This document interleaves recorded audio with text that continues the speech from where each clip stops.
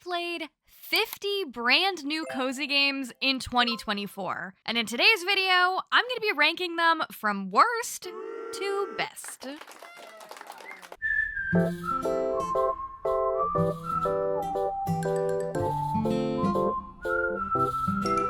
Hello everyone, and welcome back to my channel. If you're new here, hi, my name is Payton. It is nice to meet you, it is nice to see you, and welcome to the corner. It is that time, once again, where I sit down and I rank every single cozy game that I played throughout the year we just finished, which in this case, the case for this video, happens to be 2024. And per our annual tradition that we have, I'm here to agonize over which games happen to be my favorite of the year, and which ones were not my favorite of the year. Before we get into ranking, we need to go through some disclaimers before everybody yells at me for various different things in the comments. Disclaimer number 1. The majority of games on today's list were very kindly gifted to me by game developers, publishers, you guys, but just because a game is gifted to me, it does not affect how I enjoy or not so enjoy the game. So just a reminder, we're gonna shout it really loud so everyone knows, today's video is not sponsored. It's not sponsored! Today's video is not sponsored! Woo! No one has paid for an S tier ranking, no one has paid me any dollars to make today's video. But for full transparency, the description includes a list of every single game that's included today, and I've indicated which ones were gifted to me, and I've also gone as far to indicate which games are games I've previously been sponsored by in the past. Now, same thing, just because I've done a sponsored video in the past doesn't mean anyone has paid me to like their game or to rank their game a certain way. This is all my opinion. I take full ownership over everything I say and do in this video. Great? Got it? Good. Next disclaimer. I have no credentials. I'm just a girl who plays games, so don't take anything I say too seriously. Good. We're gonna be doing this in a classic tier list style ranking. So, in case you've never seen that or you need a refresher, D tier. That's the bottom. These were my least favorite games of the year. I'll tell you why when we go through them, but they were not my favorites, okay? Sorry. I'm sorry. I love you, kisses, but I really didn't love you. Okay, C tier. It's just okay. C tier, they're fine. It's a fine game. Just didn't really stick out to me, you know? It's okay. It's alright. It's meh. B tier. These are good games. Like, this was a good, solid game. B tier. Good. Good. A tier, great. Wow, this was a great game. Like, an almost perfect game. I really loved this. Some of my favorite games of the year, which finally brings us to the queen.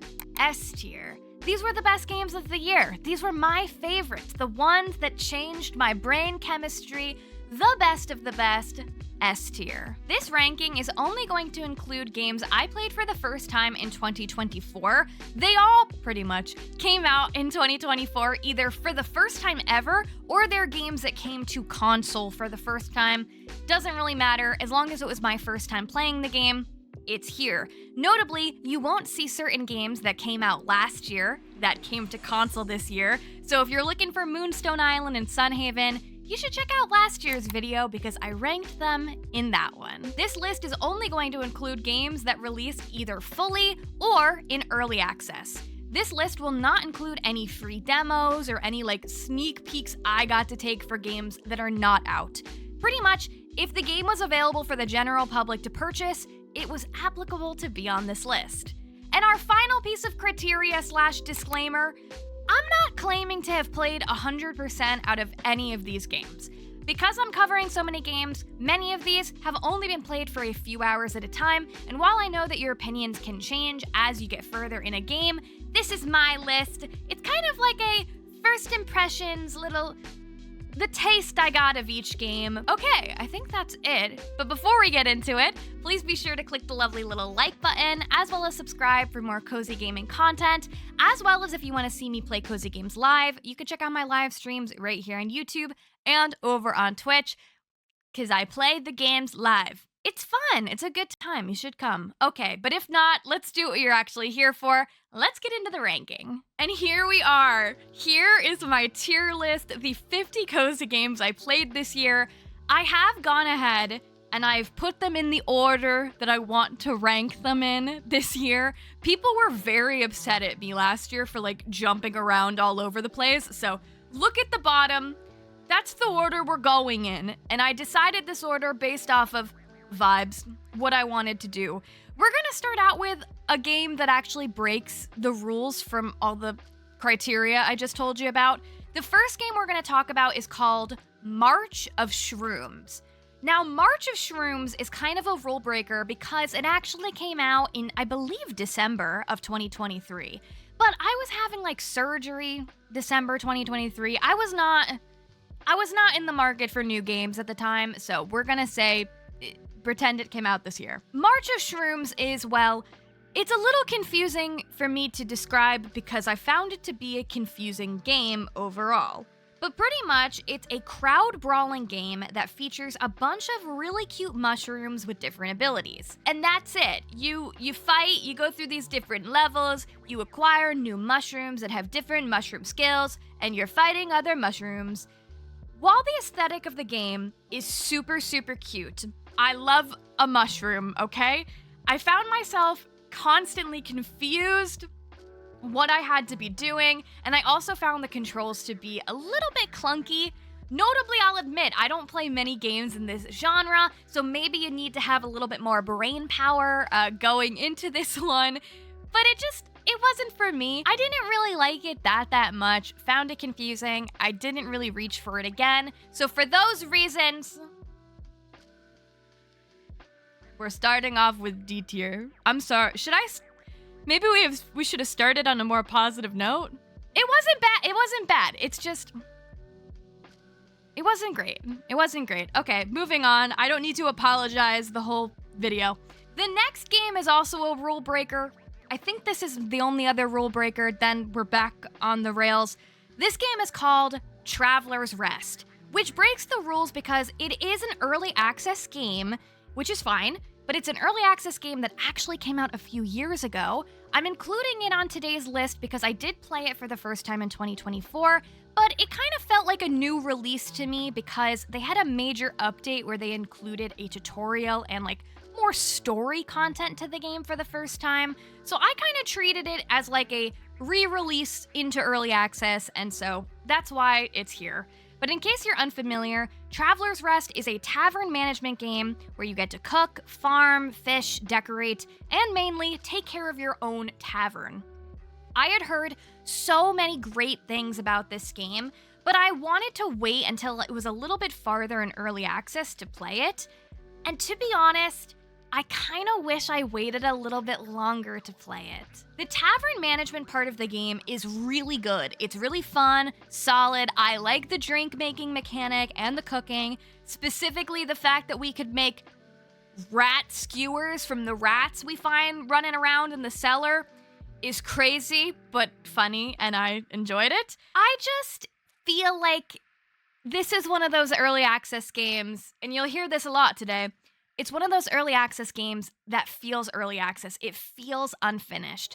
And I know that when you're paying for an early access game, you have to have some kind of expectation for that.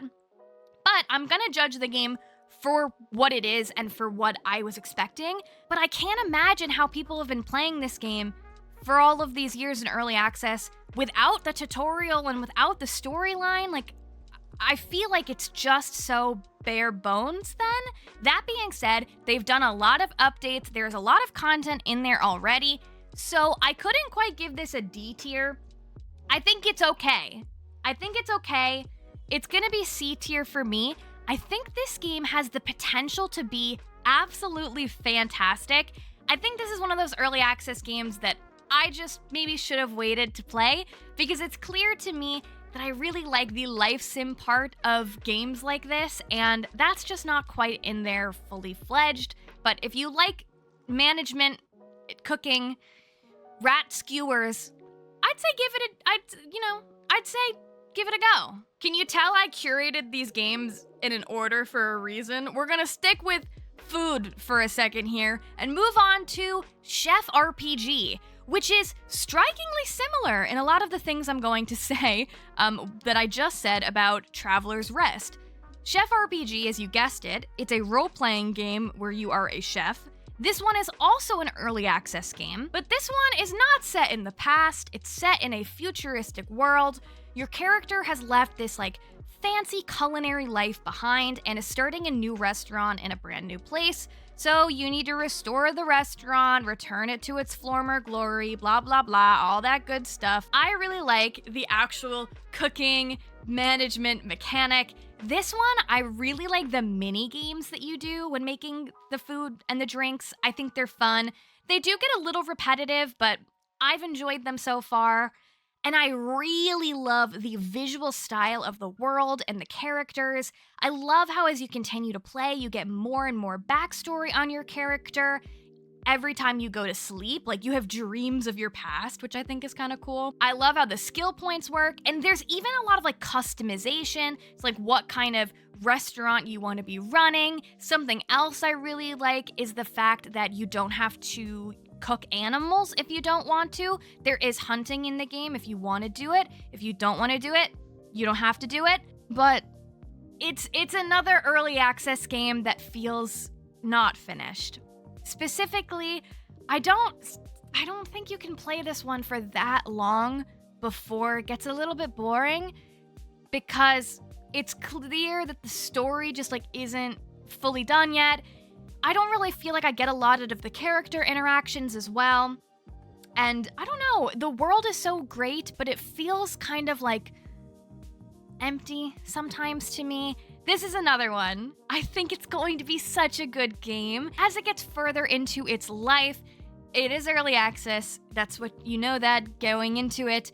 But I just was hoping for a little bit more. Just hoping for a little bit more. It's also going in C tier. I'm gonna make it extra hard for myself, and we're gonna decide the order of the games. It's tough because I think Traveler's Rest has more content than Chef RPG, but I like the vibe of Chef RPG more. I like the world of this game more. And it's my tier list, so I'm gonna put Chef RPG. That feels wrong. Ugh. Okay, no. All right, Traveler's Rest is ahead of Chef RPG, but they're similar, okay? They're similar. Moving on, another food game. This one's different, though. SHOKDUO Underworld. SHOKDUO Underworld is a game where you run a sushi shop in the underworld. It's that simple. And the game itself is pretty simple. It's pretty simple. It's only a few dollars, so I didn't expect it to be wildly complex.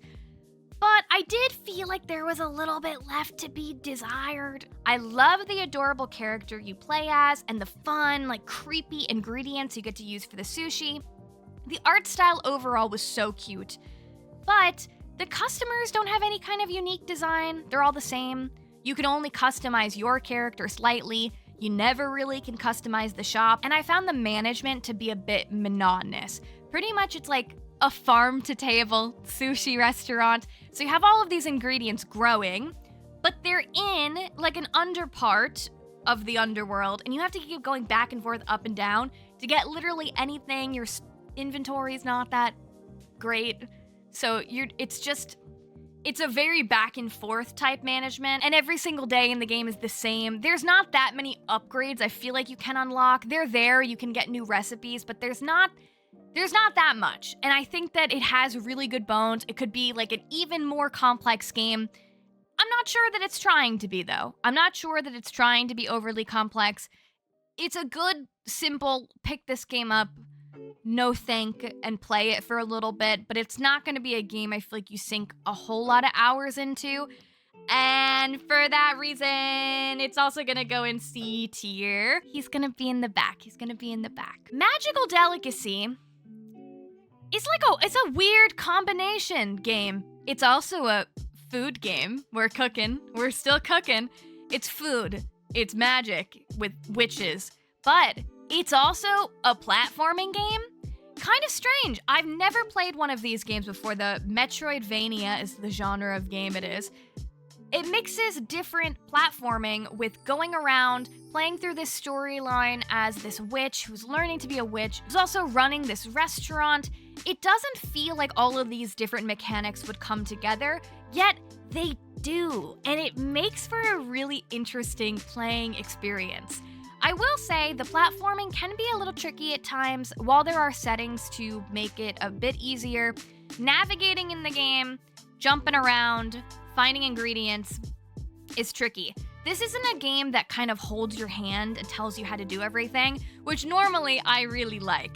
But in this one, that kind of feels like what the whole game is about. Like, that's the purpose of the game, to go around, explore, try to figure out like, oh, do I have to go this way to find that, or do I have to go that way?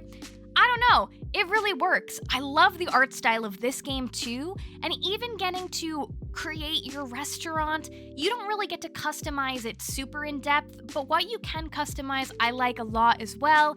I like the characters, the storyline is cute, though admittedly, I don't really play through the storyline a whole heck of a lot, I find, when I pick this one up, because this game does what I wish so many other cooking games would do, which is it lets you make your own recipes so you can still cook even if you don't have a recipe, and you're not going to make like nothing. You'll get something in this, and more often than not, you'll get something that's actually good and usable. Like, you'll make ingredients that you could make for other dishes. That's my favorite part of the game. I really like it. While it's not perfect, I do think the map could be better and the tutorial could be more clear. I think this game's uniqueness for me really set it apart, and I just think it's a really fun game. I really enjoyed it, so it is gonna be our first A-tier entry. We've made our way to our last restaurant tea management game, okay? We're done after this. This game is called Coffee Caravan, which is yet another management style game. This one, though, is mainly a drink management style game. You have a simple little character who has a simple little caravan, and you need to serve your guests coffee. Seems pretty simple. It looks pretty simple. But oh my god, is this one of the most wildly thrilling games I have played this year. What's so great about Coffee Caravan is that it's kind of structured in this way where you're doing different runs. You're going up this kind of pyramid type shape, and you're trying to go through different levels to make it to the end, like the boss battle, which is a really hard service day. And if you win that, you get to have a bigger caravan, which is important if you want to start doing more recipes and making it more complex and fun. It's so good. This game not only has a coffee mode with tons of different coffee recipes, it has a tea mode as well, so you can start making like bubble tea and things like that. And then they also just came out with Ice Cream World, so far from the drinks, we're going into ice cream now, which is also fun as well. And it's really nice because there's strategy to the game too. Sometimes you'll get access to the shop where you can buy improved upgrades to the machines. You could also buy decorations that have buffs that make the customers happier or more patient or your character faster. There's so many fun things in this game. Again, it looks really simple when you look at it, but it has been one of my most played games of the year. It's one that I have screamed about. It is one that I've thoroughly enjoyed so much, and they're continuing to put updates in the game as well.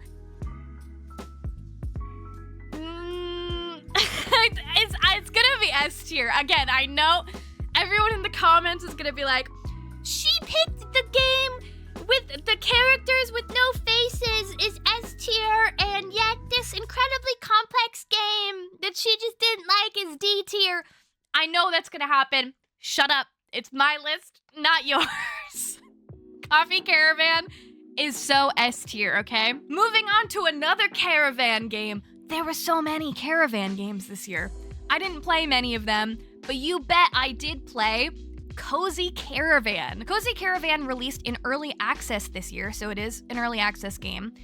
The premise of the game is you're a cute little animal going about on a cute little caravan, and really, you're just like doing fetch quests for other cute little animals. You know, finding crops, you could sell things, and have like a little market, driving about.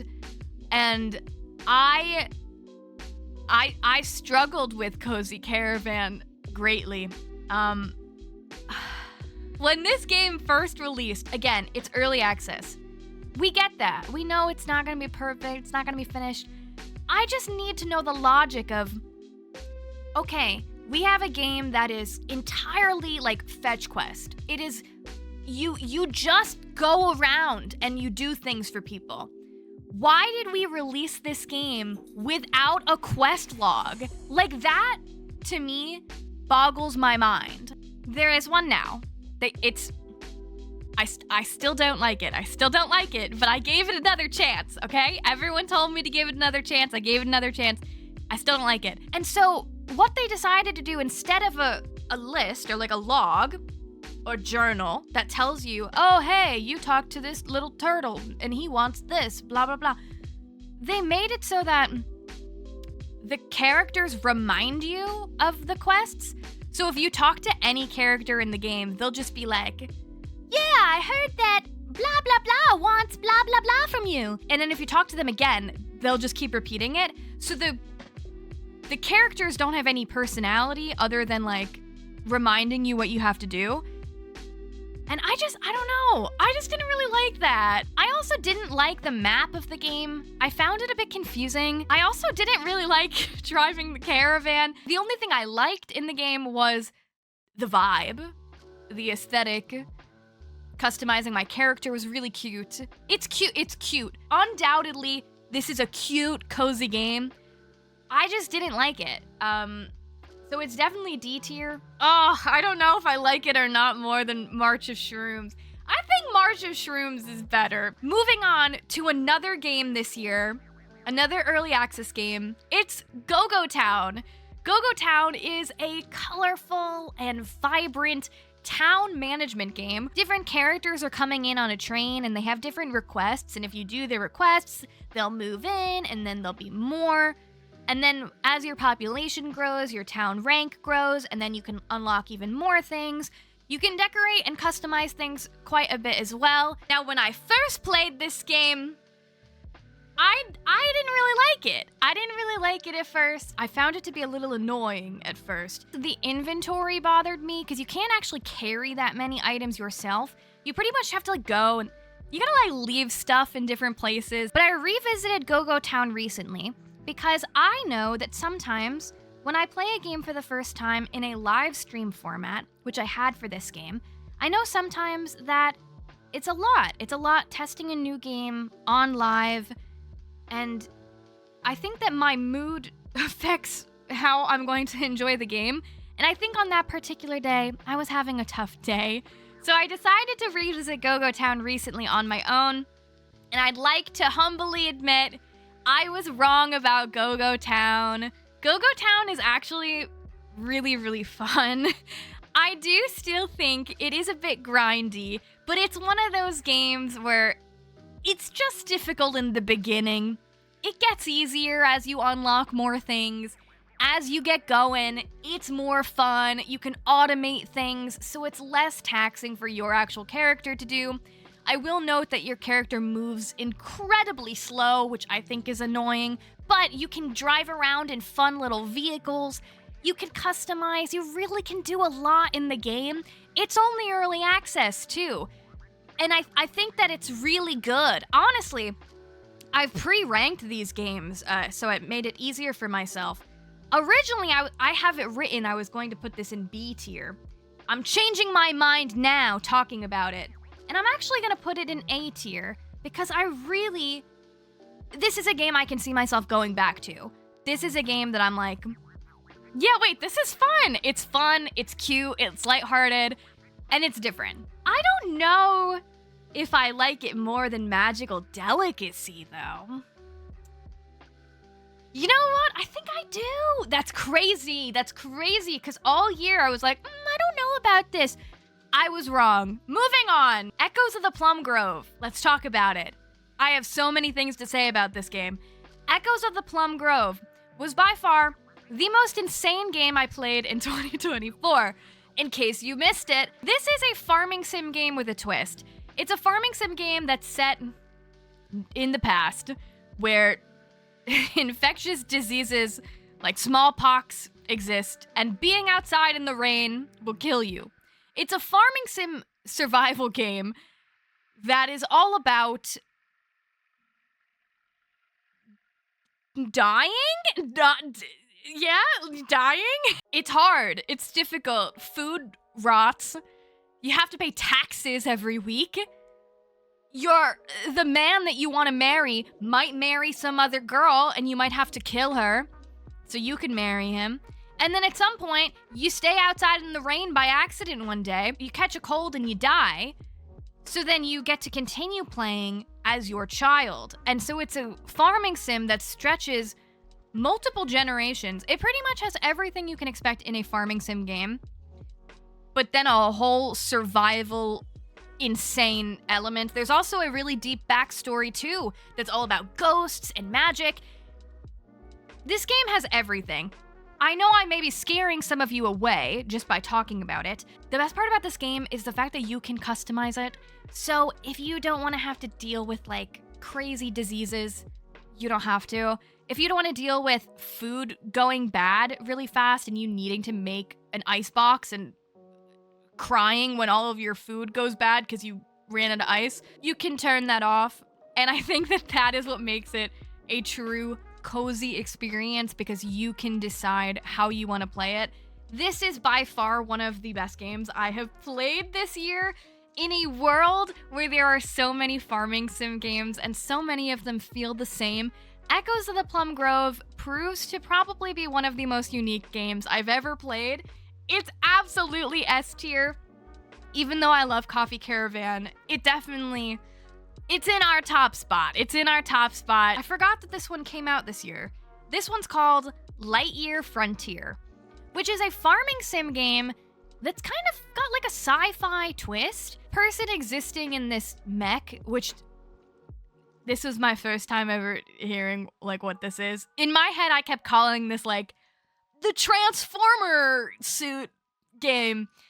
This is a whole thing. So pretty much you're in this robotic suit and you're in the future. It's a first-person game where pretty much you go around and you have all these different tools and you're trying to restore a damaged environment. There's like this kind of like alien-like waste that's all over everything, all while getting to grow different crops. There's some decoration you can do as well. It's one of those like very satisfying cozy games where you're just cleaning and going around exploring. It didn't make me dizzy like some other first-person games can, but I did have trouble navigating with this one.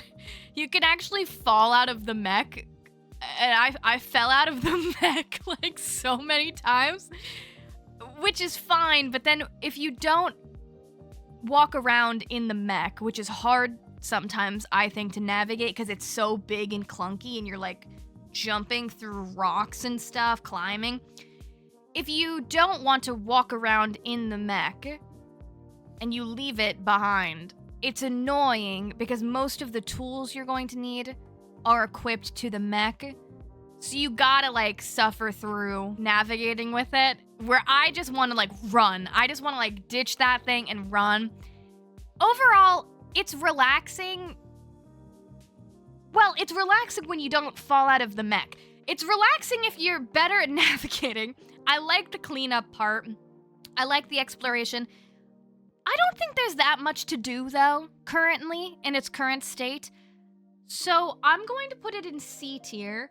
I like it, though. I mean, it's not, it's alright. It's alright. This is what C tier is for. Sticking with the gardening for a moment, next up is Garden Life, a cozy simulator, which is pretty much exactly what the title indicates. It is a garden simulation game. The whole kind of thing with this one is that it has a practice on teaching you like actual gardening techniques. Like, this isn't just a one-step plant kind of situation. I remember, I think it was last year, playing the demo of this game. I was concerned because this is another one of those games where it feels like so much of the point of it is really pleasing aesthetics. And I remember when I played the demo, I didn't think it looked that great. But when the full game came out this year, it was so stunning. Like, I feel like they really nailed it. At least on my computer, it looked so good and was so satisfying. It is a shorter form game. This isn't one that you can play forever and ever and ever. It is more simple, but it's nice. I think it's done really well. There's a cute little town you can navigate. There are cute little NPC portraits. There are different tasks you can do. You can decorate your little garden nice. It's one that I forgot about too, kind of, because again, it's a shorter form game, so it's not one I've been playing a whole heck of a lot recently. So I'm gonna put it as our first B tier. But yeah, if you're looking for a simple, also first person, but this one didn't make me dizzy either.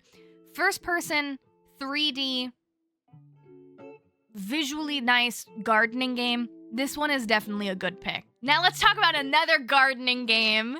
This next one is called Garden Witch Life. What do I even say? I purposely didn't script out what I was gonna say about each game. So this is like we're like having a sleepover together. You know what I mean? We're having like a sleepover. We're doing this together. It's on the cuff, it's on the fly. Garden Witch Life. I don't even know how to describe this game because really it felt so purposeless to me. Your character is going through a lot. They're sad. They decide to go start a new life. As always, you're in a random town. You take over a random farm.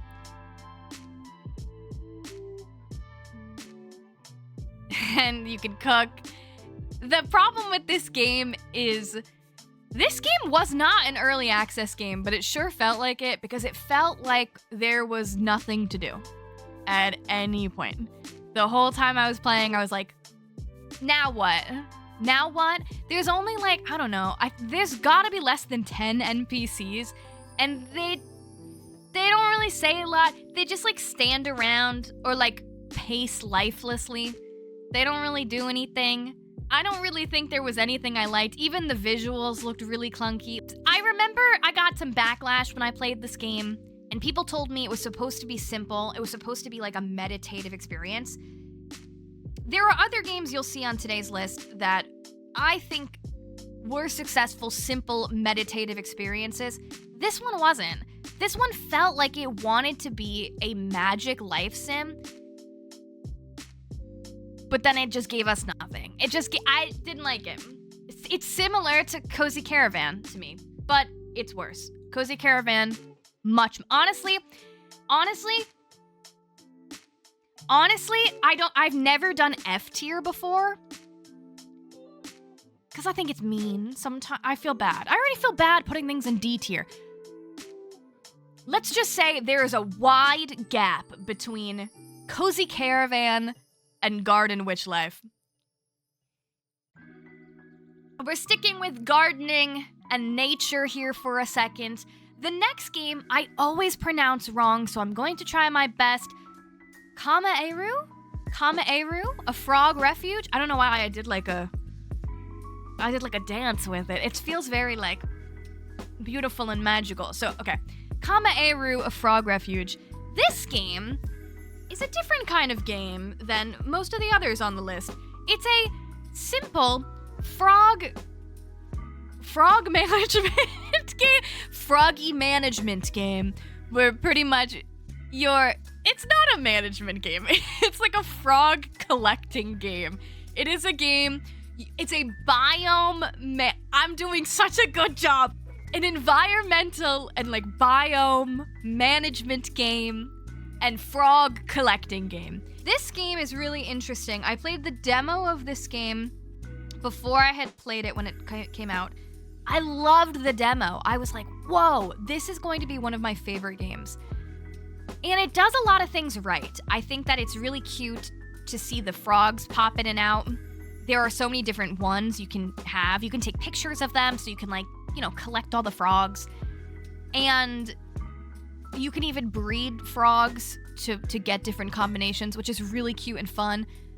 But this was one of those games where I can't imagine playing this one for that many hours. I played it for a few hours, and I just feel like after a while, it's just, I don't know, it wasn't keeping me as engaged as I wanted to. It's a lot of back and forth of like, you need to plant a certain thing to help the environment rating, to get XYZ thing, to blah, blah, blah. And it just felt like a lot of going back and forth. It is definitely a cozy experience, but I just kind of wanted there to be a little bit more as far as the story, as far as what there was to do with the gameplay of the game. That being said, I did enjoy it, so it is going to be a C tier game as well. I think KAMAERU goes here. Yeah, okay, and that's what we're going to say. Moving on to Snufkin, Melody of Moomin Valley. This game was really interesting. I didn't know what a Snufkin was. I didn't know what a Moomin was before this game. This game is like a narrative adventure game that's all about music, restoring the environment that is being taken over, and it features the characters of Moomin, which again, I was not familiar with, but a lot of people are. You help different little animals with tasks. There are puzzles for you to kind of solve, and you have to use music to get out of these different situations. It feels like it would be incredibly simple, but this game feels like you're reading a storybook, kind of. I really liked exploring the world of this game, and I really liked getting to know all of these characters. Like, the Moomin people are so cute. I felt connected to the narrative. I liked the art style. I really liked this game. I thought it was really good. It's A tier, for sure. I like it better than Go-Go Town. This one, I think, really proves that you can be a short game, but really have a lasting impact. This one is called MINAMI Lane. It's one of the least expensive games on the list. It's only a couple dollars. This one is a street management game. It's a street. Kind of just like help the population like your street. So you specifically get like a ramen shop and you get to pick the recipe for what kind of ramen you want to serve. And there are all these different levels where you have to hit certain goals. Like there's a book selling level too, where you have to have a bookstore and figure out like what type of books people like. But there are older people and younger people, so you gotta cater to everybody. It's really fun. This is such a unique, I've never played a game like this. Never, ever. And it seems like there's not that much to do, right? It's like, okay, you gotta figure out what type of ramen people like? Like, how could that be incredibly evocative and meaningful? But it is. It manages to be so fun. My only complaint about this one is I wish there are more levels, because you can play the whole game in only a few hours, but what's there is just so great. So it's also gonna be an A tier for me. It's hard to rank these games against each other, because it's like, how do you compare a game that's like 2 hours long to a game that's like 30 hours long? But that's what we're here to do. But I do like these other games more, so we're gonna put it here. Welcome to the Nintendo portion, as we now are going to be ranking some different Nintendo releases back to back. I thought it'd be fun to just do them all in a row. The first one was the first game, I think it was the first game I played this year, and it is actually a remake of a beloved game that if I'm remembering right, was on the DS. I had never played it. It's called Another Code Recollection, which is actually a collection of 2 different games with 2 different narrative stories. I actually only played the first of the 2 games, so when I'm ranking Another Code Recollection, I'm ranking the first of the 2 games, because I didn't play the second one yet. It's all about this girl, Ashley. It's the day after her 13th birthday, and she's searching for her missing dad on this, kind of like abandoned island, but there's like a mansion on the island. And as she's going around, she finds this ghost who has lost all of their memories. So it's a search for Ashley to find her lost dad, also her lost aunt too that happens to be there, and also help this ghost recall the memories and to learn about her family's kind of like dark past. What's so cool about this game is they really let you choose how you want to experience it. It's fully voice acted. It has really stunning visuals. You can really treat this like just a visual novel game if you want to. There are puzzles in the game. Like, it's a mystery game where you're solving different like riddles, puzzles, and things like that. If you want, though, they have really unique settings that will tell you everywhere you need to go. Like, if you don't want to have to worry about like exploring, walking around, and doing too much, there's a setting you could turn on that will give you an exact path of where you need to go. And then when you get to the riddles, they do a really good job of giving you a hint system that gives you like an easy hint, a medium hint, and then just gives you the answer if you don't want to do it. Which I think is interesting and nice because it's so cinematic, this game. I kind of like that they give you the option to just play it almost like you're watching a movie. This is a really good game. I really enjoyed this. So it's gonna be an A tier for me, but I don't know if I like it more than Snufkin. I'm gonna put it behind Snufkin. Next is Endless Ocean Luminous, another remake of a game I never played. It's a game all about exploring the ocean. That's really it. It's a game all about exploring the ocean. Is that not the whole game? Is you pretty much going around to the depths of the ocean and you're scanning different creatures. And as you scan the creatures, you know, they get added to your collection of ones that you found. You get to learn about it. And then every so often there's like a big, crazy, like mystical kind of ocean creature that you need to go and find and see. And there's also like treasure. There's a story mode in the game, and there's also a kind of like free swim with friends type of thing. I enjoyed this game because in real life, I'm terrified of fish. I will never scuba dive in my real life. Like, it's not gonna happen for me. So I did like getting to do it in this game because I will never have that experience in real life. This, I don't know if they're aiming it to be like a meditative game, but this one was much more of a meditative experience than others on the list. Though, when I look at this game, even though this was one of the games that was sent to me, so I did not have to pay the $60 for this game, when I rank them, I do think about if I were to have purchased this game, would I want to have spent the $60? I don't know. It's good. It's good. It's better than C tier for me. It's B tier. I do like it. I do think there's a lot in it as far as the creatures go, and I think it's fun. I think it's fun to learn about the creatures. Like, I like getting all the little fun facts about the fish. Like, I do really like that. Honestly, I think it would be A tier if it was not a $60 game. That takes it down for me. I'm gonna put it at the top of B tier though, because I do have fun finding all the little fish, especially like when you go to the depths of the ocean and there's like the ones that light up. I do think that's pretty cool, and I did enjoy the experience, so B tier. Mario Party Jamboree, which is pretty much, if you've ever seen a Mario Party game, it's Mario Party, but the newest version. I don't know what's different about this one than other Mario Parties, but I don't think that's the point. I think whenever they come out with a new Mario Party, it's not really to innovate a whole lot, is it? It's really just like, this is the formula. People like these games. Well, we're gonna make new levels. There'll be new characters. There's new mini games. What more do you need? I did pay $60 for this game, though. Do I like that I paid $60 for this game? Not really. Not really. But I do think it is fun. I do think it's fun. It's what I expected. It's a B tier. It's a B tier for me. Princess Peach Showtime, which I actually did not play until like last week. Princess Peach Showtime, one of the bigger games for Nintendo this year. My girl Peach is the main character. Princess Peach Showtime is really, it's Princess Peach, the theater girl simulator, because there's trouble when Peach goes to see a play, and you have to star in these different plays and go through these different adventure platforming endeavors.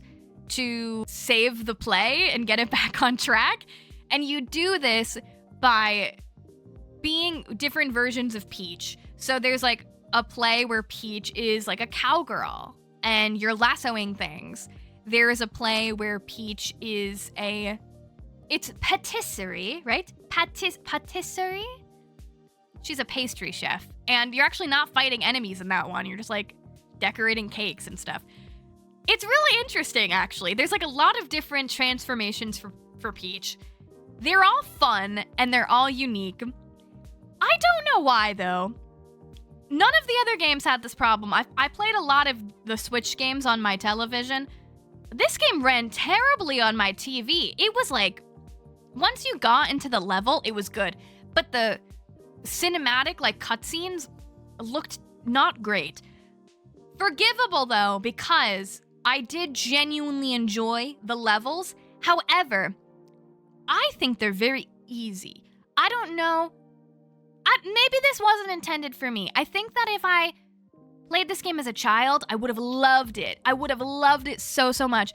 But as an adult, I think it hits a soft spot for me because it's Peach and because it's theater related, which I love. But it's really easy. Even like the boss battles, you do in like a minute. You can play the whole game in several hours. I do like the different stages though. And I do think it's fun, but I wish they, I don't know, expanded on the narrative in the game or expanded on how much time is in each level. I don't know, I just wanted more, but I can appreciate it for what it is. I'm also gonna put it in B tier because I had fun. Like, I definitely had a lot of fun playing it. It just was short and I needed more. I did not pay $60 for this one. But I probably would have. It's short. It's short and that's okay. I probably would have just because I really liked like the gimmick behind it of like Peach being these different transformations. Like, I did really like that. I'm gonna put it behind Mario Party. The next one, oh my gosh, this was a huge cozy game release for Nintendo this year. The My Sims Cozy Bundle, which was a remaster of the My Sims games from the Wii. I had never played them. Notably, this bundle comes with 2 games. It comes with My Sims, the original game, and My Sims Kingdom. I didn't play My Sims Kingdom, so I only put the original My Sims logo because I'm just going to be ranking the original game, My Sims. My Sims is pretty much a scaled back version of The Sims, the popular Sims games, but in a cute little bite-sized format. Pretty much, you are a little character who is building a town, and you're building different furniture. You're going around collecting essences to be able to decorate the furniture. And you're doing like little fetch quests for people. They'll ask you to build things. You'll build them. And that's about it. I'm worried about this. You know, like I sit and do these videos and I get worried. Because I know there's some opinions that are going to make people upset. I worry this is one of them. I worry this is one of those games where if you didn't play it when you were a child, when it first came out, is it good in 2024 as a first-time player? I think it could be, but it's not, because the controls make the game borderline unplayable. I've played it Joy-Cons on my computer, Joy-Cons on my TV. People have said if you're doing touchscreen handheld, it's better. The controls make me not want to play this game. The building itself is cute. It's cute. The building is like, you're doing little building blocks and you're stacking things. It's cute. I actually like the building. I think it's fun. It's simple, but it's nice. The controls are terrible though. Like if you want to zoom in, then you can't see any of the items that you want to add to the build. You have to like zoom out to be able to. It's really clear that when they brought this game from the Wii, they didn't stop to think like, oh, people aren't going to be using a Wii remote anymore. Maybe we should change how the game exists with controller. I honestly didn't play this game as much as I wanted to test it out for you. Maybe it gets so much better. I think it's kind of boring. I think it's kind of boring. And I just think it's annoying to play because of the controls. If it was better, I think it wouldn't be as low. Honestly, I was gonna give it C tier, but as I'm talking about, I can't give it D tier. I like building. I liked the building. Okay, no, it's going in C tier. Because it's better than these games. I'm putting it after Lightyear Frontier. And then we have the final Nintendo game, The Legend of Zelda: Echoes of Wisdom. Notably, my very first Zelda game. This one follows you getting to play as Zelda for the first time. Link has been kind of taken in these dark and scary rifts. There are these dark and scary rifts that are taking people and they're disappearing, and then like bad versions of them are appearing everywhere. And you, as Zelda, need to stop that by using this magic called echoes. You have a cute little companion called Tri, and they teach you about echoes, which is pretty much you can make duplicates of things. So you can make duplicates of tables, you can make duplicates of monsters, and the whole game is an adventure puzzle game about you using these different duplicates to get yourself out of combat situations, get yourself through hard to navigate dungeons. This game was amazing. I understand like the Zelda hype if all of the other games are like this one. First of all, the art style I thought was adorable. I thought was so cute, and I really liked navigating in the world. This game does such a good job of making it very clear what you need to do and where you need to go, but you don't have to do everything an exact way. Is because you get so many echoes, you can solve any problem a myriad of different ways, and it makes it really interesting to see how other people play this game. Like, I know I've enjoyed watching other people play it because I have my same couple like go-to items, and those are way different than other people I've seen play the game. Overall, this is like a near perfect game, so it's absolutely going in S tier. I'm torn here between Echoes of the Plum Grove and Echoes of Wisdom. I think I'm gonna give it to Zelda. I think I'm gonna give it to Zelda over Echoes of the Plum Grove. The next game on the list is really interesting because it was also in last year's list. What? How did I put it this year too? It's called Ogu and the Secret Forest, which is a game that last year was in my ranking video because it came out for early access. This year, it came out for its full release. So I decided to revisit the game again and see if my opinion from last year had changed. In case you don't know what this game is, which you might not, because I would say it's quite an underrated game. It is similar to Zelda games, classic Zelda games, like what we've just talked about, where it is an adventure game, puzzles, there's like dungeons, but you're playing as baby Ogu, who is going out into the world for the first time, and really, you're just going through these different towns and like going to these different temples, you're collecting all these items, and it is wildly fun.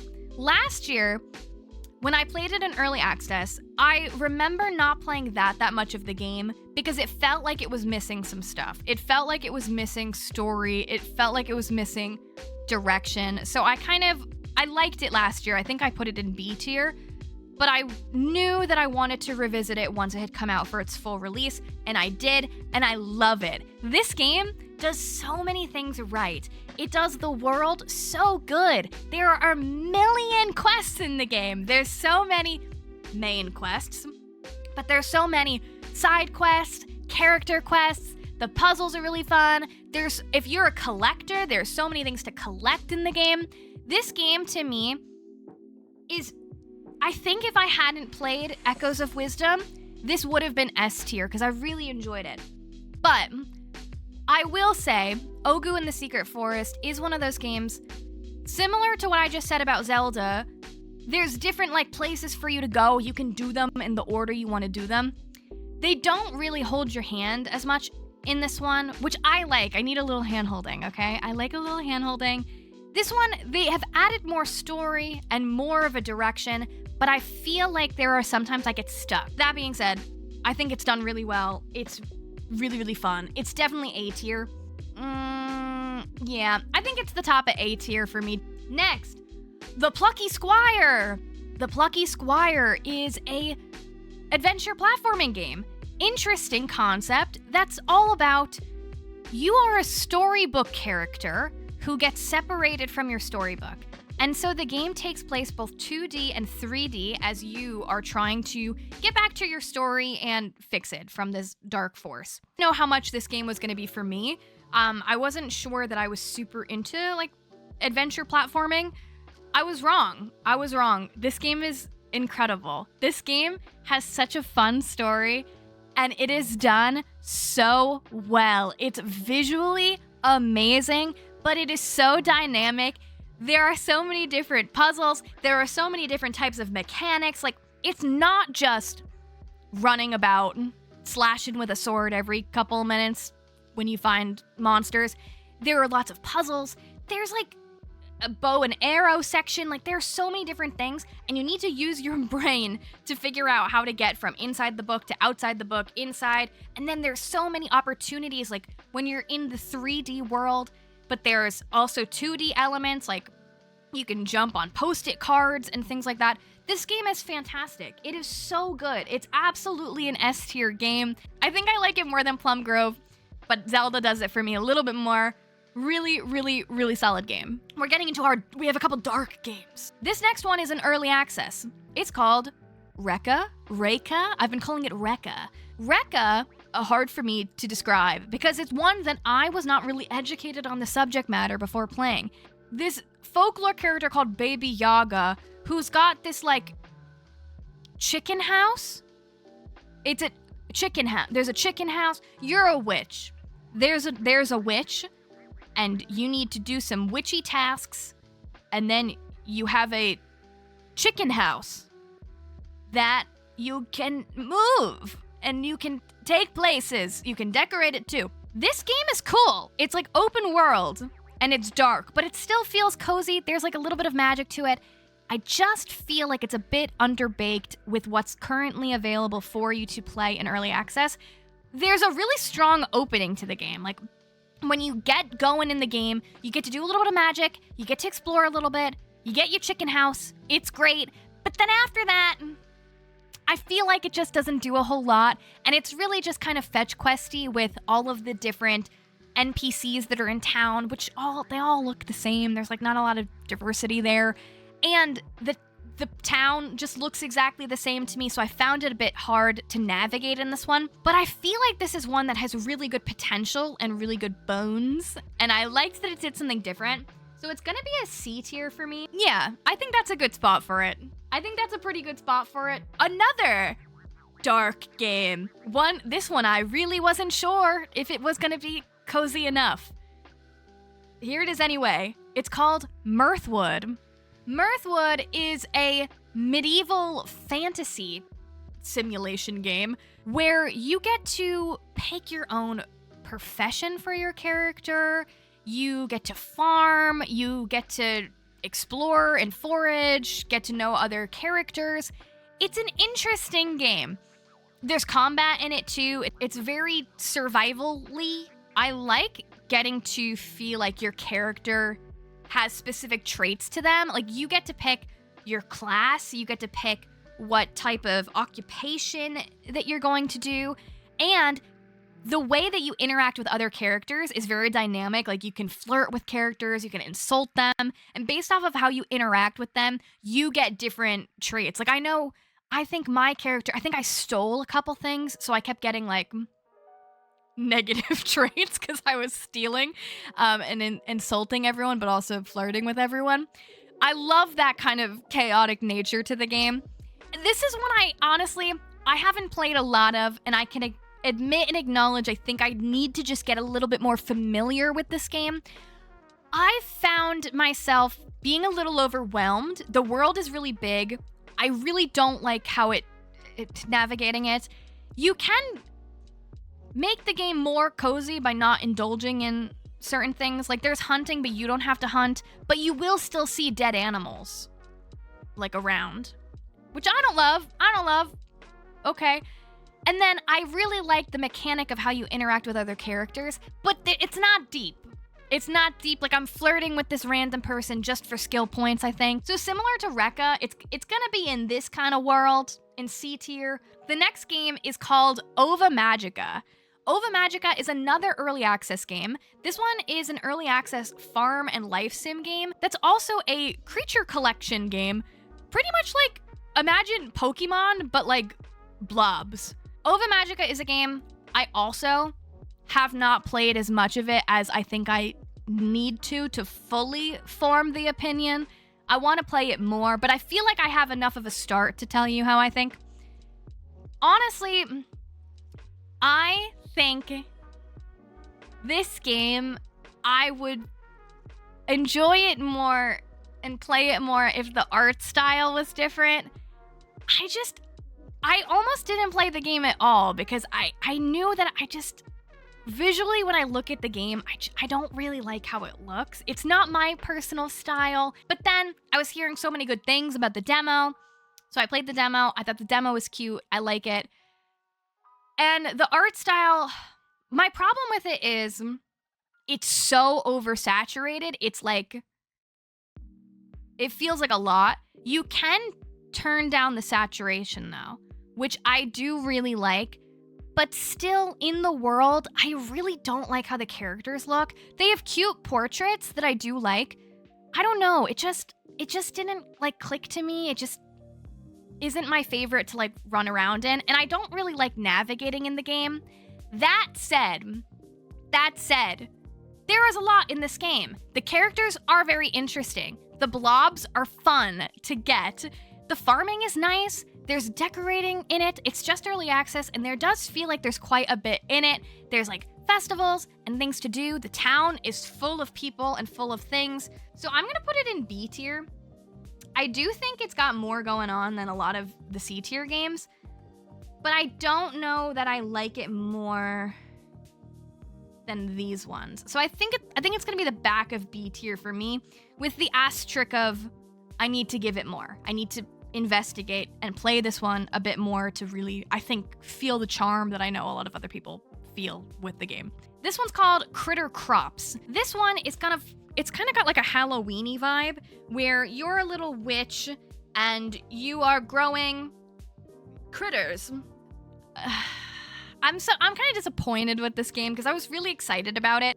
I don't really like the art style as much. I don't really like how muted it is. It all kind of just like blends together.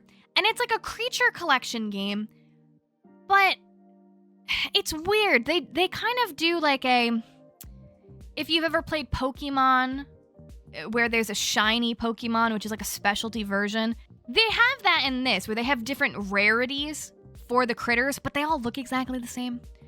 And the gameplay mechanic is you restoring this little town, but the way you do it is like the same like 2 mini games, just like back to back. And I just think it's a little boring. It was a little disappointing. So it's gonna be D tier for me. It's still better than Garden Witch Life. Sticking with the critter in the title, we had Critter Crops.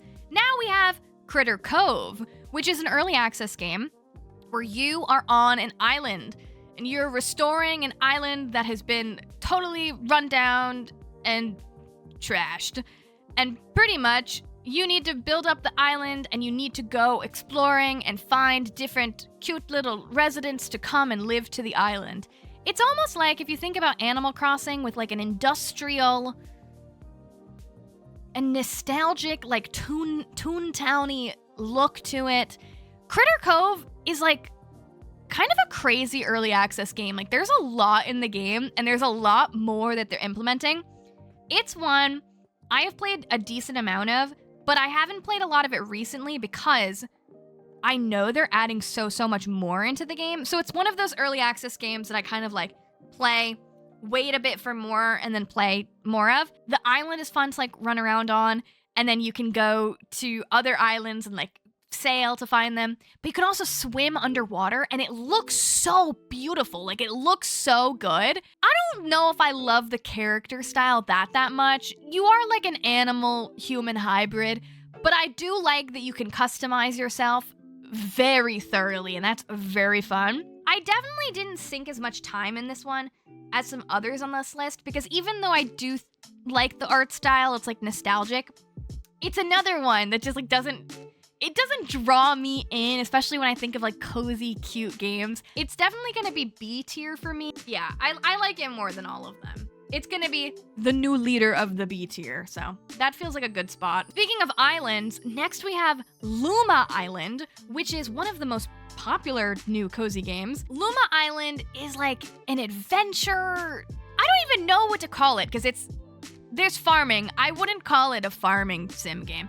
It's like an adventure sim. You can pick what profession you want to be, and they're fun professions like jewelry crafting, like treasure hunting. There's also like brewing. You get to pick your profession and you get to explore this island. You collect these little creatures called Lumas, and you go through these dungeons and these temples. It's a whole lot of adventure in this really interesting art style that's like a mix of voxel art and pixel art, and it's really interesting and beautiful and pleasing to look at. I'm a mixed bag on Luma Island, and I feel bad about it because I feel like I'm missing something. I feel like I'm missing something because I know so many of my friends. My friends love this game. I've played it for several hours. I keep feeling like I haven't gotten to the good stuff. I like that you get to pick your profession, but it seems like picking your profession doesn't really matter that much. It's also not really a life sim. So there is a town and there are NPCs, but it's not going to be like a Stardew Valley type situation where you're getting to know the NPCs really and like developing relationships. I don't even care that you can't romance people, even though you already know that's my thing. It's not even about that. Just, I feel like I'm missing the depth of the game. And then there are these mines, which are interesting because you have to make torches to get through the mines. You can't set foot into the darkness, otherwise you'll die. Which I think is annoying. I don't like crafting a million torches. And then there are these giant spiders that kill you in one hit if they touch you, which is a lot. I don't really know that I've discovered all the things that I'm supposed to yet, but I like it. This is one of those games that even if I feel like I'm not maybe doing everything I'm supposed to, I like pulling it up. I like running around. I like existing in the world. I like that there's no stamina. I like that it doesn't force me to go to bed. There are a lot of things I like about it, but I don't love this game yet. It's gonna go in B tier as well. The next game is an early access game. It's called WHIMEL Academy. You are a witch. You're in witch school, and I don't know how to describe this game. Pretty much each day you have a certain amount of like energies or like moves that you can make. You can go to class. You can chat with NPCs. You can pet your cat. You can plant something. This game, I want to love it because I love the art style so much. I love how the characters look. There's just like nothing going on. There's like nothing going on. Here's the problem. It's a simple game that I'm aware is supposed to be a cozy game. Cozy, simple, chill, cool, I get it.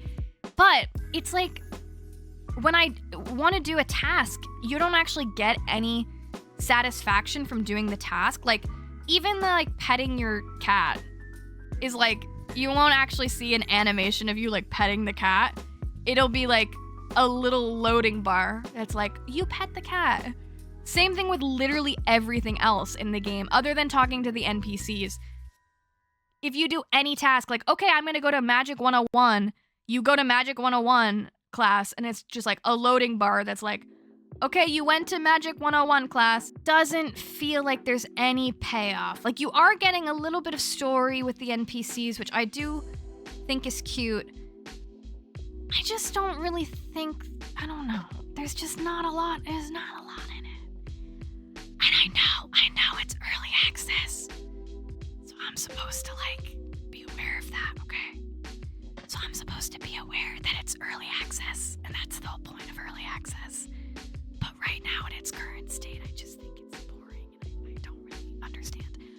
So it's gonna be a D tier for me. I think it's gonna be below Critter Crops, but above Guard and Witch Life. I think it lives in that camp. Moving on to EVERHOLM. EVERHOLM is a farming life sim adventure game that's all about a girl with a mysterious past. Pretty much like you're in this world and all of the characters know who you are, but you don't remember anything about them or how you got there, and you're missing your sister. So it's like a life sim that's dark, where there are monsters that you have to fight, and you need to figure out this mystery to like where your sister has gone. I've played it for like quite a bit. I don't know that I've gotten to the good part yet. I'm disappointed because I was really excited about this game. It is such a strong opening, this game. Like, you feel like you're in it, like, okay, there's this like creepy vibe. What's going on? The art style is so cute. The town is so cute. And I just feel like it builds up to nothing. And then like once you actually start the game, it's like, what am I supposed to do? You can farm, you can do tasks for people, but it just feels like pointless sometimes. All of the NPCs say the exact same thing. At least in the beginning of the game. I don't know if it gets better as you go on. Literally every piece of dialogue, and your character too says the same thing, like nonstop, like just repeat. I don't know. I feel like it's got good bones. I just don't know how like thrilling it is to me. Like, I want to find out more about the mystery. I just don't run back to this one. It's better than D tier for sure. It's gonna be a C tier game for me. Again, another one I feel as though I need to give it more time, let it cook a little bit more. I think I like Mirthwood more. EVERHOLM after. Little Known Galaxy, which was one of the first cozy games I played this year. Little Known Galaxy sees your character, who has just become like the captain in training of this spaceship, and you need to go to all of these different planets looking for this relic. And each of the different planets have its own like style, NPCs, and you also have the ship, which has a bunch of NPCs you can romance. There's cute little like mini games. You can gift people things. You can decorate quite a bit. It definitely stays true to the name Little Known Galaxy. Like, it is a littler farming experience. There are a lot of hours you can put into this game, but it's not going to be one I think you can play infinitely, because there is a very specific storyline with you going to all of these different planets, and eventually you'll run out of them. This game is amazing. I think this game is so much fun. I love the characters. I love the vibe. I love the farming. I love the little mini game that you could do to find all of the germs on the ship. I love exploring the planets as almost like a traditional like mine style of other farming sims, but it's done differently and uniquely. This game is so good. I'm rethinking my ranking. I decided I was going to put this in A tier. I'm almost wondering if it should be S tier. I don't know. I don't know. No. Peyton, shut up. It's better than a bunch of these games. I don't think so. A. Top of the A tier, though. The next game on the list is called Sky Children of Light, which is not a brand new game this year, but it did come to PC for the first time. Previously, it's been out on Nintendo Switch. Sky Children of Light is a free-to-play MMO, massively multiplayer online game, where you play as a child in the sky who goes around trying to find the fallen stars. Like, there are all of these stars, like these constellations, and they've fallen, and you need to go through these different realms to find these lost stars, these like figures, and you get like a little story about them and you learn about them. Really, though, it is a very relaxing. This one is relaxing and meditative. Stunning visual experience where you are just like flying around, finding these moments, learning about these constellations, like getting to experience these little snippets of stories. But It's massively multiplayer online. And so, other than the ones that the game has put in there, players can also put in these like shared spaces. Like they can make these little decorative tiny spaces where you can sit, and sometimes people write like poems that you can discover. It sounds incredibly simple, but when I played this game for the first time, I literally cried. I literally cried. It's just, they don't even have to say a whole lot. There's not a lot of words in the game. It's just such an artistic and beautiful experience. It's interesting too because they have all these like events that they put in the game, which is another reason to come back. The game itself, there's not like, after you go through all of the different places, there's not like a whole lot to do other than look for the other fallen constellations. And you can do like upgrades, you can get like different outfits and stuff. But the game puts on all these like really big crossovers and events, so there's always like a reason to come back. It's not quite an S tier just because I feel like it is, after a while, it's like, okay, I'm not sure what I would be doing, like playing this game daily. But I don't think it needs to be that. It's definitely A tier. I think I'm gonna put it after another code ahead of Go-Go Town. That feels like a good spot. Paper Trail is the name of this game. It is a puzzle narrative game that pretty much is all about paper folding. It follows the story of this girl, Paige, and pretty much you have to fold paper to be able to get through to the next part of the story. It's both narrative, but also, oh boy, do you need to think.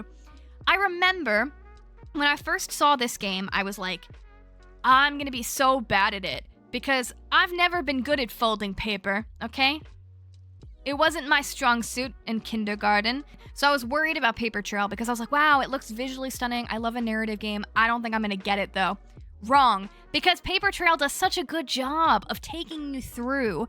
The story is really beautiful, but they do a really good job with their hints. Puzzle games, make or break based off of their hint system. Because some puzzle games have no hints and then you're stuck on the level and you can never get through it. Or they give you the hints or they just give you the whole answer. I feel like Paper Trail does a really good job of like letting you in, but giving you the opportunity to figure it out yourself. It's definitely A tier as well. Moving on to Pine Hearts. Pine Hearts is a little narrative adventure game that follows your character who is going to this campground and reliving the memories of their father and going camping with their father as a kid. It's a really sweet and adorable little game that I think was so underrated. Like, I did not hear that many people talk about it. There are so many things to interact with in the game. It's very puzzly. You will get lost, and you will think to yourself, have I run past this tree 20 times, or is this a different tree? It's a lot of that, but once you figure it out and you find out where you need to go next and you unlock to the next location, it's just always a sweet, beautiful time. It's the top of B tier. I think it's the top of B tier. Hints, and it would be A tier. Love Ghostie, which is a matchmaking game where you play as a little ghost that's haunting this little apartment building, and you get to pick which residents you want to move in, and you get to set them up and put them on dates. And based off of the pairings you do, you can get good couples, bad couples, amazing couples. You get to watch these different dates play out based off of their own like personality quirks and traits. It'll dictate if the date will go good or bad. You can also gift things. This game is like perfect. Like, this game is so fun. I was worried there wasn't gonna be enough in the game. False. Not true. There are so many different situations and scenarios, and there's like tens of thousands of lines of dialogue in the game. Like, there's like so many different things. It's just that simple. It's one of my favorite games of the year. S tier. One of my favorite games. I really enjoyed this one. Duck Detective is the next game we're going to talk about. Duck Detective is a very short, like it's only an hour long, very short visual novel detective game where you play as a duck and you need to find this stolen salami.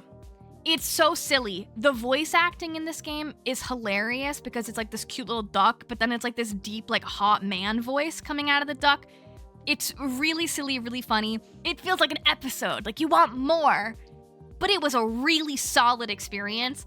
I'm gonna give it B tier right after Pine Hearts. I think it's gonna be right after Pine Hearts for me. Little Kitty, Big City, which is a game where you play as a little kitty in a big city. Pretty much, you need to find your way home. You've gotten separated from your home. You gotta find your way home, and you do so by going all over the city. I don't know what to call this genre of game. I feel like I'm seeing more and more of these. It's kind of like an explore, wreak havoc as you want game. It's cute little things you can collect in it. I don't think this is like I think this game's like nearly $30. I don't think it's nearly a $30 game. This game is one of those games where I'm like, it's cute. It's a cozy game, and not every game needs to be like life-changing. It just didn't really do it for me. It's okay. It's a C tier. It's okay. It's good. It's cute. I like running around. I'm gonna go with the top of C tier. The next game on the list is called Skim. Skim is a puzzle game where you play as a shadow. And pretty much you have gotten separated from your person and you need to jump from shadow to shadow, and you're going through this story of trying to find your way back to your person. This game has one of the coolest art styles I've ever seen. It's minimalistic, but yet so effective. And something that's really cool about the game is you can change the colors. So it already has a really beautiful color palette, but if you want it to be specific and different, you can change it, and it's really stunning and beautiful to look at. It is the same mechanic the whole time, pretty much. Something I don't like about this game is I find that the checkpoints are like far. I feel like there's a lot of time I get really far in a level, and then the checkpoint is like all the way back at the beginning. So it feels hard to progress sometimes. I was with it in the beginning, but like as you go a little bit more, I feel like it gets a little lost. It didn't keep me the way that it kept me in the beginning. And it just got a little, I think, monotonous to me. That being said, it's definitely a C tier. Like it was okay. It was good. It was okay. I appreciated it for what it was. I think that works. I think that's a good space. Tavern Talk. Tavern Talk is a visual novel talking simulation game inspired by my favorite cozy game, Coffee Talk. This one, however, takes place in a fantastical tavern. And rather than making coffee drinks, you are making kind of like potion drinks. You are helping these different heroes go on their journeys. Based off of the drink you make them dictates how the journey is gonna go. Like, you can give them more skills, like you can give them more dexterity or more like defense. Like, as the characters come in and talk to you, you can collect gossip and you can weave together your own journey for the characters to go on. When I first heard about this game, I was like, well, they're ripping off my favorite game. But they're very clear about that. They're like, it's inspired by Coffee Talk, obviously. But I do think they do their own thing. They do their own thing. I like this whole idea of like the characters are going out on journeys. Like, we're sending them off on their way. I also like the little mini game of making the drink too. You kind of have to like draw out the drink, which is kind of cute. But I don't like it as much as Coffee Talk. And I know you shouldn't compare games to each other, but this one, like, we have to. My favorite part about Coffee Talk is I feel like there's a lot more freedom with the drink making. I know you get more and more recipes as you go on in Tavern Talk, but you can't really just like fly solo with combining ingredients and having it exist and do something. Like, they tell you right off the bat, they're like, no, you have to stick to the recipe. I don't want to do that. I want to just like make what I want to make. And I'm connecting to it, but I find myself just comparing it to Coffee Talk. I also miss the mechanic that I really like in Coffee Talk of making the latte art. But I understand, this is a separate game. It's doing its own separate thing. I think it's tough to call it Tavern Talk because have it be so similar to Coffee Talk, because I think it is going to draw these really strong comparisons. And when I do compare the game, it's not as good as Coffee Talk. But I'm glad it exists. I think it's cute and quirky. It's a B tier for me. It's like a good B tier though. It's a strong B tier here. That's a good spot for it. The next game on the list is a puzzle game, specifically a puzzle game that's all about embroidery. This one's called Stitch. It's a puzzle game that's all about making embroidery hoops. And the way you do that is you have these different numbered spaces, and you need to fill the numbered spaces accordingly to make whatever you're trying to embroider. I love the visual style of this game so much. Something that's cool about this game is they have like new challenges all the time. Like they keep adding new puzzles to it. They have difficulty setting, like difficulty levels. So they say like this one's easy, this one's difficult. It feels the same no matter what. I don't think it's challenging enough. Like if it's gonna be a difficult puzzle, I want it to be more difficult. Sometimes I'll have a puzzle that's ranked as medium and then I think it's quite difficult, or I'll have one difficult and it's much easier than other ones. I don't know. It's all right. That's how I feel about it. You know what it is? It's all right. It's a C tier for me. It's okay. Now the next one, rival game, because it's also, well, it's not embroidery, but it's quilting, which in my mind is similar. Quilts and Cats of Calico, which is a game I wrote off for most of the year. I heard about this game. I was like, it looks cute. I knew Stitch also existed. I was much more interested in Stitch. I was like, oh, Stitch looks like the cuter game to me. I played Quilts and Cats of Calico for the first time last week because I wanted to put it in this video. I was wrong. I was wrong to ignore this game.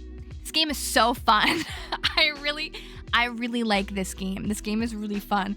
Pretty much all you have to do is you're doing these puzzles where you're trying to make matches with different quilt colors and patterns. And you're also trying to attract cats, which have pattern preferences. It's really hard. The game is really difficult. It's challenging in a very mind-stimulating way. Like, it keeps me really engaged and excited. And the hints are good, because if you get really stuck, if you're minorly stuck, there's like a baby hint, then there's like a medium hint, and then you could do like a big hint, depending on the length of the match you're doing. I like that. The only thing I don't like about the game, I don't really care about the story mode. I couldn't really tell you what's going on. We're in like some kind of cat kingdom. I don't really know what's happening with the story. Honestly, I feel like I just flip through it. I just go to the puzzles. You don't have to do the story mode too. You can just not do that and just do the matches. I think this is really fun. It was one of my favorite puzzle games. It's definitely B tier. God, am I gonna put this ahead of Luma Island? I feel like everyone's gonna be mad at me. We got a weird entry next. Vampire Therapist. I don't know why I bought this game. No, I do. I know why I bought this game. It's because I saw there was hot vampires in it. Vampire Therapist is a visual novel and therapy game where you are, you guessed it, a vampire, but you're like a cowboy vampire. You're a therapist. You're talking to all of these other characters. They're mostly vampires, but some of them are not. And you're using real life therapy techniques to assist the characters and follow their story. And it's all 100% voice acted. It's spicy. It's for adults, okay? I love this game. I thought I was playing this game on live stream as a joke for like Halloween. I was like, oh, we're gonna play the hot vampire game. I'm not gonna get anything that deep and meaningful from it. Wrong. This whole game is a call out. You literally learn, this game is therapy. I think this game is crazy and it's so good. It's one of my favorites. I haven't finished it yet, but I really, really enjoy it. So it's definitely an A tier. Do I like it more than some of these? That's crazy. Okay, maybe I might. Okay, yes. But I like another Code Recollection more, I think. Sticking with our kind of a creepy, Halloween-y cozy game vibe for a second. Bloomtown, A Different Story. Bloomtown, A Different Story is a narrative JRPG mixing turn-based combat, monster taming, and social RPG, and it is a narrative story where you play as a little girl named Emily who goes to stay with her grandpa for the summer, start to discover that everyone in town has like a demon counterpart in the underworld, so you need to fight them in the underworld. This game is fantastic. This game is so good. I am new to turn-based combat. This game might be the one that gets me really into turn-based combat.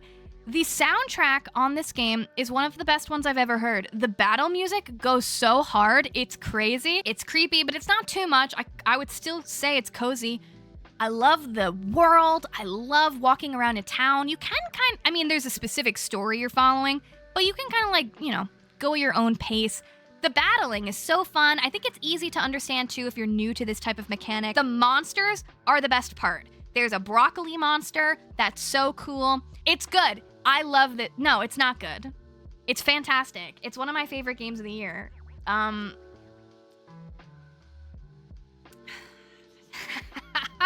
don't know. Yeah. And what are you gonna do about it? Yeah. So it's my favorite. I haven't even finished it yet. I'm only halfway done. It's that good, okay? I love it. Moving on to Tiny Glade. Tiny Glade is a no-grid 3D stunning building game where you get to make tiny little castles, tiny little towns, and it's pretty much like a smart building game where as you build, it knows what you want and little things populate. Like little decorative pieces populate as you're going about. It doesn't seem incredibly complicated. It's not, but it is fantastic. It is so good. It is so seamless to decorate in this game. I didn't think I'd like it so much because there's not that many options as far as like things that you can put into your build, but with the options you have, you can make crazy things. Honestly, this game was going to be an A-tier game until like 2 days ago because they just came out with an update, which I think is the best thing they've ever done. They are giving you more freedom as far as like the decorative elements, and you can like place and move them however you want. Yeah, because of that, S tier. Moving on to one of the biggest cozy games of the year, one of the ones I played the most on this channel. It's an early access game as well. Fields of Mystria, a farming sim, a pastel, beautiful farming sim game that's pretty much inspired by like Sailor Moon, nostalgic vibes. It's not that different than most farming sims you've played. You move into Mystria, you're restoring a town that's been damaged after an earthquake, but it does everything so right. There are smoking hot NPCs, all of which have incredible backstories that are really fun to get to know. There are so many opportunities for ranching where you can have strawberry cows, blueberry cows, capybaras. The ranching opportunities are so much fun. The decoration in the game is so good. Like, they nail the aesthetics in a way I haven't really seen done that much. Overall, even though it's early access, and it does, you know, have moments where it feels unfinished, I've played almost 100 hours of this game.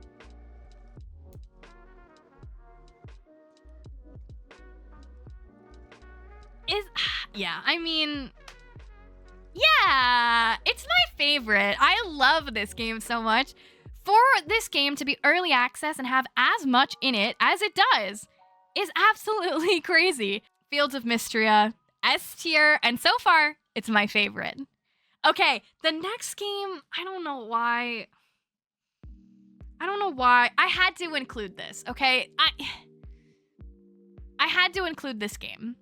The next game is Dress to Impress, which is a Roblox game. The fashion competition game where you have a couple minutes to run around this showroom and make an outfit to whatever theme. The other players vote on who had the best outfit. It's that simple, but it's so complex. Is most of the game screaming that the 8-year-olds think your outfit is trash? Yes. In good faith, I can't put this in S tier, or even A tier, just because it's so like laggy and choppy looking so much of the time. But the actual mechanic of the game is so much fun and has given me so much joy. So I I think I'm gonna put it at the top of B tier. Bandletale, a League of Legends story, which is a cozy League of Legends game, which I know nothing about League of Legends. You don't need to. It's a narrative and crafting simulator game where you are a little creature who lives in this knitting town. This knitting town that's all about throwing parties. And this one party goes wrong and it splits up the world. And you, with knitting magic, have to connect the world back together. Now, I will admit, this game is different than what I thought it was going to be. When I first heard about Bandletale, I thought it was going to be like an open-ended life sim, like a Stardew Valley or something like that, or Fields of Mystria, but with crafting as the main component. Maybe more similar to like My Time at Sandrock, but in a cute, crafty way. It's not that. It's definitely a narrative game. I don't know that it's like all fetch questy is what I'd call it, but it reminds me of like Sunhaven, where you have to make like one item, you gotta do like 3 different things to get to the thing you need. Normally, I don't like that. But in Bandletale, that's what feels like the puzzle of the game, of like, okay, I need to craft this thing. How do I craft this thing? Okay, I need to go here and find this resource and do this and do this and do this. And it's all within this really just mesmerizing world. I really enjoyed this game. I really like the party throwing mechanic too. Like, I think it is so cute and sweet, but I do think the narrative is strong enough that even though it was different than what I expected, it was really good. I really enjoyed it. It's gonna be an A tier for me. I think I like it more than Little Known Galaxy. Both are good. Naiad is a game I have been waiting for years. I think my first ever Cozy Game List video, I mentioned Naiad as an upcoming game. Finally shadow dropped this month. It is a simple narrative adventure where you are floating down a river. And that's really it. You're floating down this river and you are having a beautiful, stunning cinematic experience where you are helping different animals along the way. Like, you're reuniting ducklings. You're collecting poetry. You're growing up. You're helping save the environment, too. There's so much in this game that you do, all while just floating down a river. And it is... I don't even know how to put... It is one of those games that I started playing and I had like the TV on. I shut the TV off and I just like immersed myself into the world. I think it's beautiful. I think it's stunning.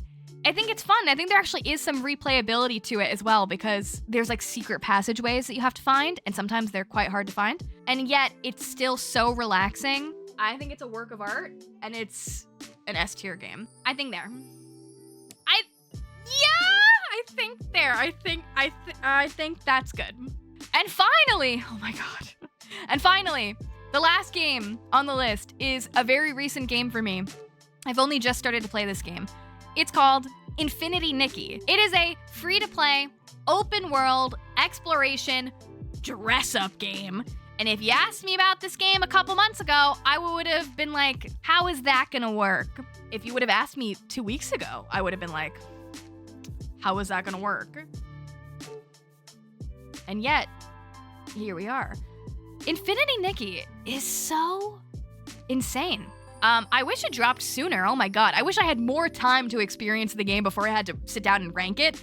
Because there's so much in it. It is such a deeply involved game. Pretty much, it follows you playing as this girl, Nikki. And you've transported yourself into this open magical world where outfits have special abilities. You need to locate all of these different special outfits. And you think that's all you're doing, locating these fun and special outfits that give you different abilities, like being able to jump higher and become friends with animals and things like that. But then there's like a dark and twisted plot that unfolds, and it doesn't seem like it would work.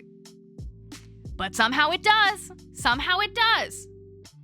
Now, this game is really exciting and interesting because it is deeply story-driven, but there's also like a billion million side quests you can do, which is great. And also you can ignore all of that and just like run around, have a good time, and mainly collect outfits, which I think is the most fun part of the game.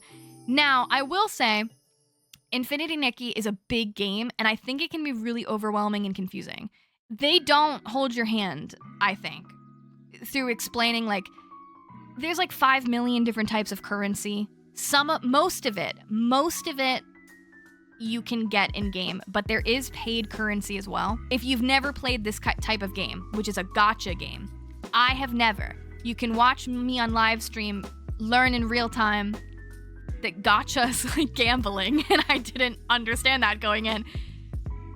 Because there's this mechanic where there's like a million billion free outfits you can get in the game just like by finding them and like stumbling on them, which is great and fine.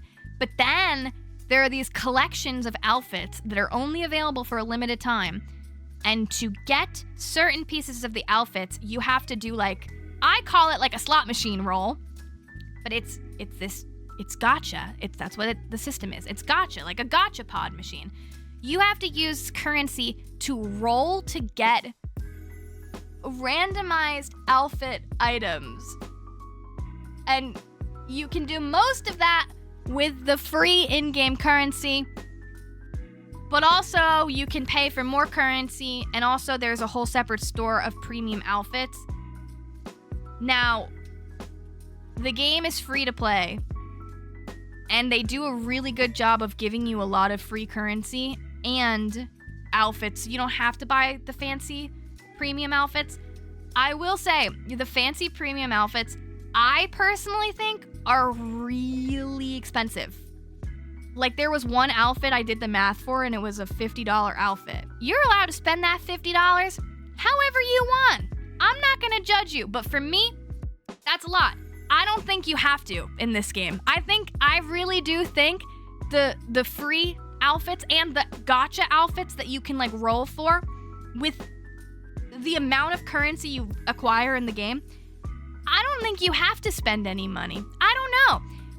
But I don't think I'm so mixed about this game.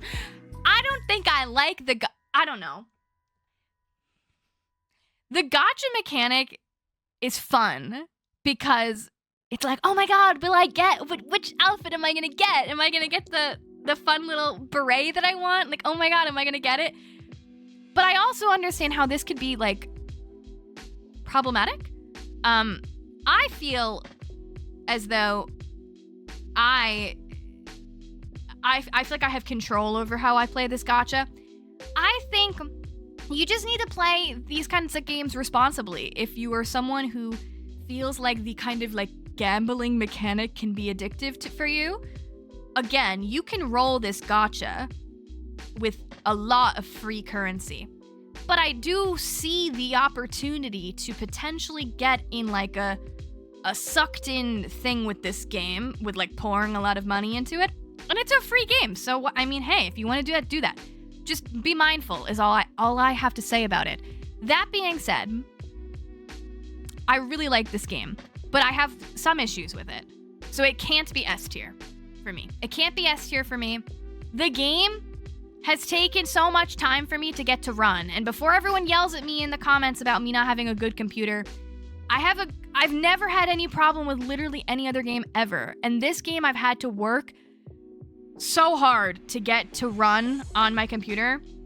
I've spent so many hours of my time trying to get this game to run okay. And I know it's not just a me problem because I've seen so many people report the game crashing and having problems. I think it's one of those games that as I play more and more and I get even more comfortable, maybe.